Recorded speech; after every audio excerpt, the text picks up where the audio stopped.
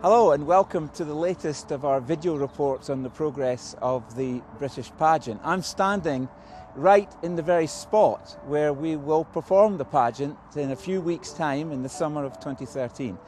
And this is a very important day in the development of the pageant because we have gathered together for the first time very many of the people who will actually perform in the pageant. So in the Chorley Stake Centre of the church, here on the grounds of the Preston, England Temple, we have the core cast who have the speaking parts in the main, and then we have the family cast. That's a lot of people. That's over 150 people for each of the 2 weeks of the pageant.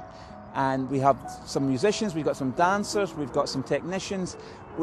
People are coming together for the first time today to begin to create the performance that will be the British pageant. And so this is a very exciting day for all of us who have any connection with the pageant, to walk into the very large room that everyone is working in that church meeting house, and to sense the enthusiasm and the excitement of everyone that's gathered there is just a wonder to behold. And it's so thrilling to see what is happening before our very eyes. Now, the key thing to remember about the people that are involved in the pageant is that none of them are qualified in the worldly sense of the word qualified to do what they're doing, but what they've come to do is to give their all to tell a very important story.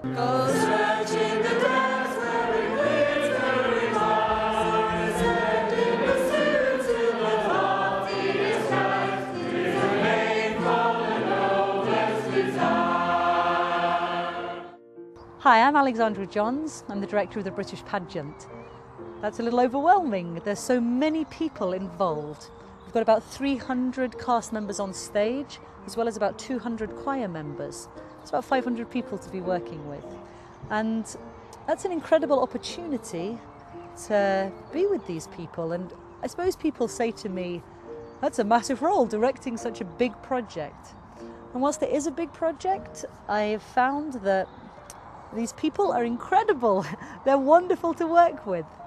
And it's a marvellous opportunity for me to be with them. The story's already in them. The story that we're telling is living in them, is the best way I can phrase it. And I find that directing them is less about an artistic endeavour, though there's some of that, and more about just helping them show who they truly are on stage. I want to be in the UK pageant because it's a good opportunity for missionary work and spiritual work. Well, I wanted to be in the British pageant because it was an opportunity for me to express my talent and my love for other people.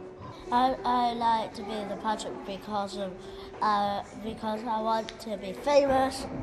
I really want to be part of the pageant because it's going to be one of the best things that I'll ever do in my life, and it's such a spiritual experience, and I want to be part of that.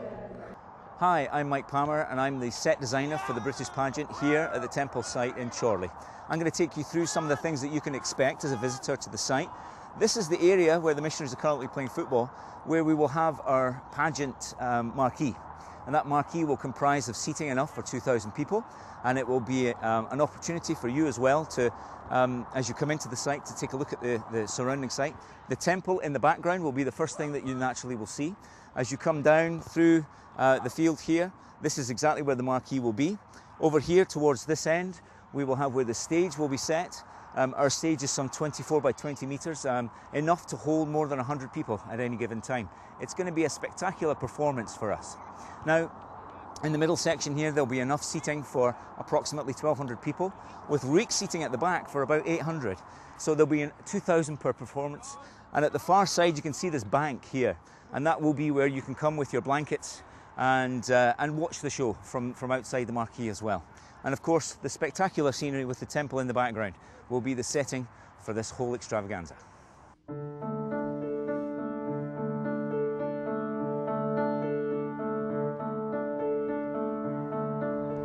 My name's Beth Trebilco. I'm the music director for the British Pageant. Music plays a really important part in the pageant as it really helps to bring out the emotion of the wonderful stories that are being told on the stage. Britain has a great tradition of music, particularly choirs, and so we're the first pageant to have a choir also singing to really help the spirit of the pageant.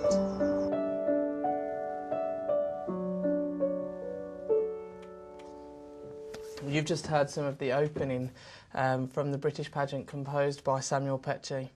And from just that snippet of music, I think we can really feel the power that the music has and the power that it's going to bring to the pageant as a whole.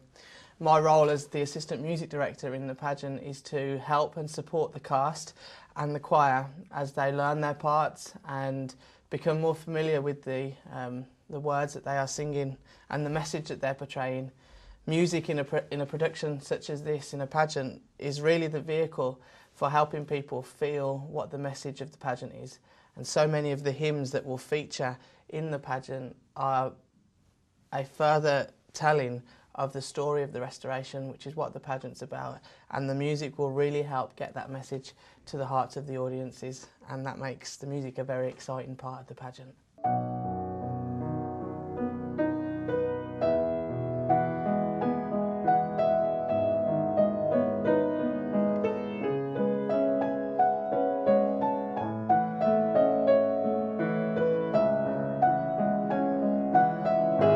Now to hear from Amy Robinson, our choreographer, who is 8.5 months pregnant. So there's no excuse for any of us. Her dedication is breathtaking.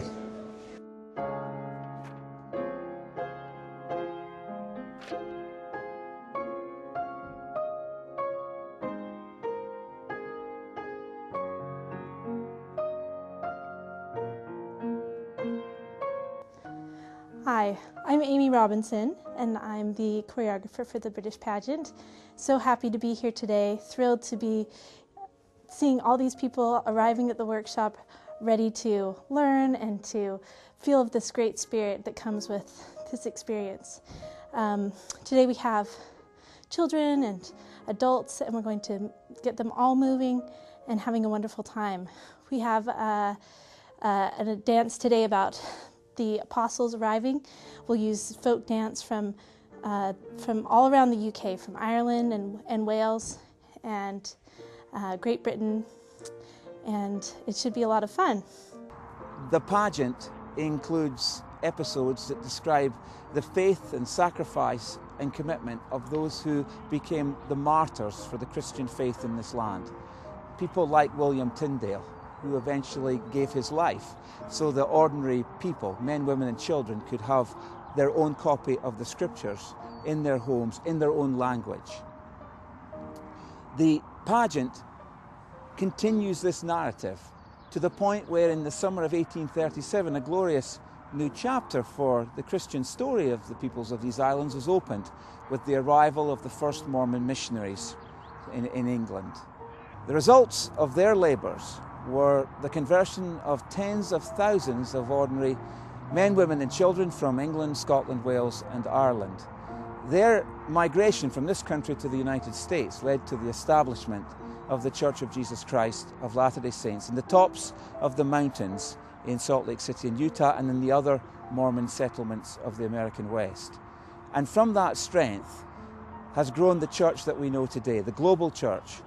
And therefore it is fitting for us, ordinary British members of the church today, without any artistic qualification, to come together and to put together a performance that's a celebration of our faith and their faith and the faith of those who went before us, who made everything that we have today in terms of freedom and tolerance and fairness in our society possible.